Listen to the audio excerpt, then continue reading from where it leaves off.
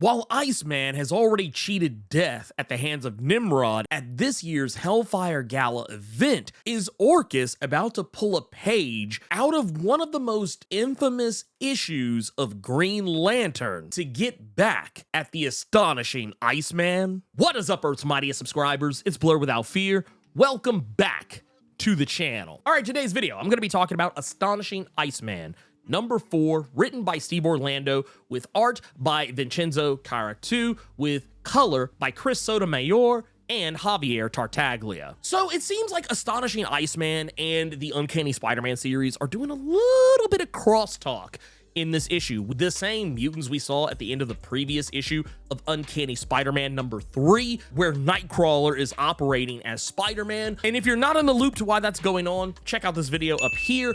But we saw those mutants, Fatale, Reaper, and Animax, who were turned into hounds in that issue, and 2 of those mutants are here now fighting alongside Feral, the characters being Reaper and Fatale, which means that the Uncanny Spider-Man series takes place maybe just a little bit before everything that's going on with Astonishing Iceman, and somewhere after the events of Dark X-Men, because we have also seen the characters of Animax, Fatale, and Reaper in the Dark X-Men series in its first issue, where they're alive and well and they are not hounds. In this issue, Iceman is proving himself as an Omega level mutant even more than he already has been up to this point. He has done it time and time again in this issue, getting his own head cut off and still being alive to talk that shit, which isn't very surprising if I'm being brutally honest, but still it just shows, even now with everything going on, his powers barely holding him together, he's still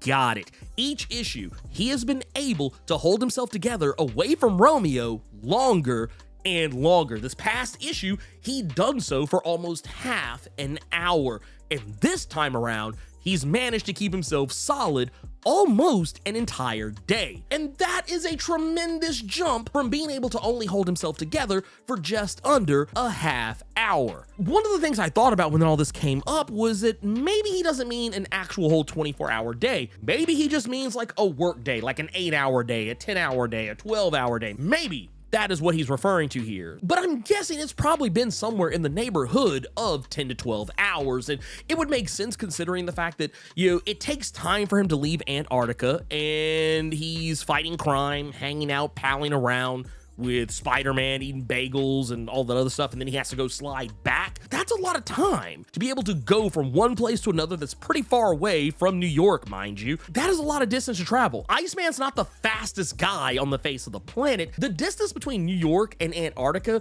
is about roughly 9,450 miles, give or take an ice slide. The ability for Iceman to keep himself together after everything he suffered at the hands of Nimrod at the Hellfire Gala this year, that's staying power.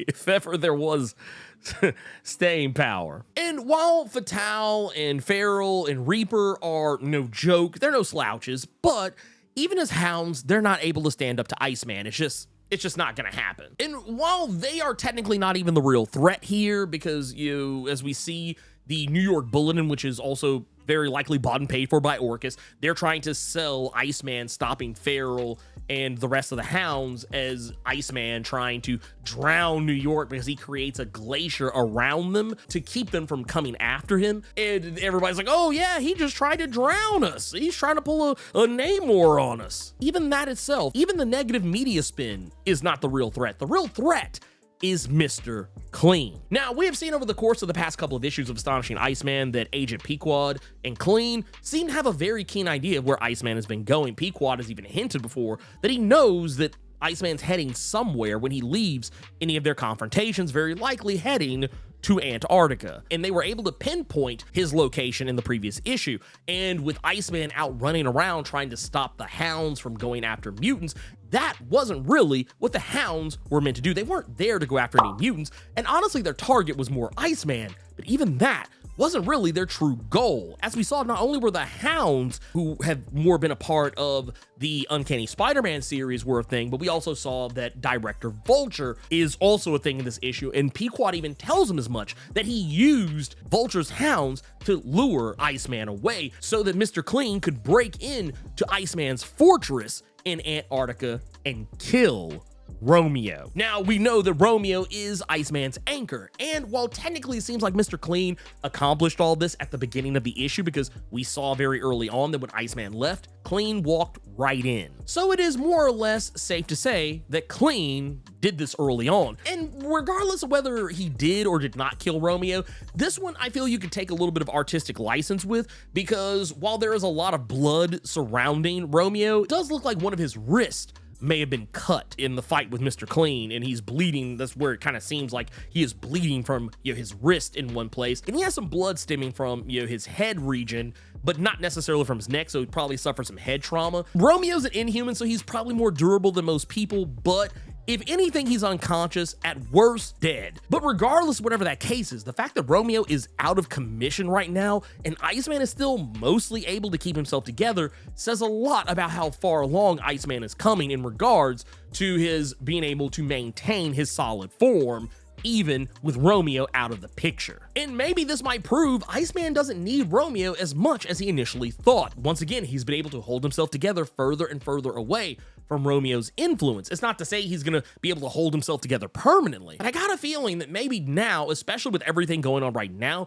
with his existence at stake, with everything that just happened between Mr. Clean and Romeo, maybe Iceman might find that he can do this, that he can hold himself together, even without Romeo's help. And while I do find it sad that this has happened, because we get this really heartfelt letter to Romeo from Iceman shortly before we get the reveal that Romeo is in fact been attacked by Mr. Clean, it would be a kind of messed up way to do this. And I'm not gonna lie, I don't think that Steve Orlando would go this route with Romeo. And it's not to say that just because Steve Orlando is a bisexual man that he's gonna not go with the old trope of mainstream pop culture, which is the kill your gays trope. Just because he's bisexual, I don't think that precludes him from doing that. But I don't feel like Steve Orlando would kill Romeo just for shock value. I mean, in a way, it kind of, I guess technically you kill any character, there's just a teensy-weensy bit of shock value, but I would like to believe that Steve Orlando would not do this just to get shock value, even though this does smack a little bit of 1994's Green Lantern. I think it was Green Lantern Volume 3, number 54. That was the issue where Kyle Rayner's girlfriend was killed by Major Force and shoved in a fridge, and this was all meant to shock Kyle Rayner as well as readers and also galvanize him into being a better hero. I don't know if Steve Orlando's exactly going for that. And honestly, I kind of hope he isn't, because I feel like that would be, I don't know. I have very weird feelings when it comes to significant others being killed to make a hero better. It's weird. It's a sacred cow in not just comics, but just in media and pop culture, in general. And I feel like it's just unnecessary here. So I'm gonna hold out hope and hope against hope that maybe this is not the direction that this is going. Not saying that I'm hoping that Romeo isn't dead, but just I'm hoping that the reasoning behind this isn't what I think it is. If you enjoyed this video and you want to see more awesome videos like this, when you want to see more videos of me breaking down comics like the Astonishing Iceman, as well as other X-Men related comics and other comics from Marvel and DC, make sure you hit that subscribe button and tap that notification bell so that way you don't miss anything. Thank you so much for taking the time to watch this video, and until next time, let me know what you thought about Astonishing Iceman number 4. Keep it plus ultra and sound off in the comments.